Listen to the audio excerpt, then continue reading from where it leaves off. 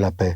Pour moi, la paix, c'est d'avoir, aujourd'hui, à l'ère des téléphones, à l'ère du digital, c'est avoir la force de fermer les yeux lorsque tout le monde a les yeux ouverts pour aller voyager à l'intérieur de soi. Tu vois, des gens ont toujours les yeux ouverts à chercher une solution à l'extérieur plutôt qu'à l'intérieur. La paix, c'est une quête et s'il faut la trouver, on peut la trouver que par l'intérieur. C'est pour ça que lorsque même tu regardes, que ce soit les religieux, les non-religieux, les yogistes, quand tu vois qu'ils veulent commencer à voyager, ben c'est le dénominateur commun de ces différentes spiritualités. C'est des gens qui ferment les yeux pour aller chercher. C'est humain, ça veut dire que quand tu vois que t'es perdu, tu vois que ton instinct le plus primitif, il te dit de fermer les yeux pour aller chercher en toi. Donc je pense que la paix, elle est à l'intérieur et pas à l'extérieur. C'est une quête que tu peux passer ta vie entière à chercher et jamais la trouver. Donc quand tu as la chance de pouvoir avoir une bribe de cette sensation de paix, c'est comme si c'est le début du chemin, en fait. Il faut avoir cette lucidité de l'emprunter à ce moment-là, parce que c'est tellement dur de la trouver. Tu peux tout avoir, des gens peuvent te voir, tu peux symboliser le successful et ne pas avoir la paix. La paix, c'est quelque chose d'intérieur. Et il y a beaucoup de gens qui pensent que la paix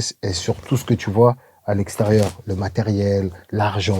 Parfois, l'argent, c'est ce qui peut t'éloigner encore le plus de la paix, justement, tu vois. Donc, c'est pour ça que je dis que il faut apprendre à fermer ses yeux et à chercher à voyager à l'intérieur de soi pour essayer de trouver la paix, parce que lorsqu'on ouvre que les yeux, on regarde les téléphones, on regarde tout ce qui nous entoure, on s'éloigne justement du cheminement.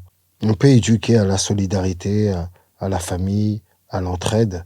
La vie, c'est un combat de tous les jours. S'il n'y a pas d'épreuve, le mot paix, il peut pas exister. Donc, en fait, c'est la paix, c'est quand tu éduques tes enfants à faire face aux épreuves, à savoir que la vie n'est pas un long fleuve tranquille, il y a plein d'épreuves, il y a des combats. C'est justement en maîtrisant tous ces combats que tu accèdes à la paix. Lorsque tu cherches la paix à l'intérieur de toi, tu combats avec toi-même, tu combats avec l'environnement pour pouvoir trouver cette paix. Donc, pour moi, il faut apprendre à nos enfants à être forts en ce bas monde pour qu'ils puissent trouver la paix.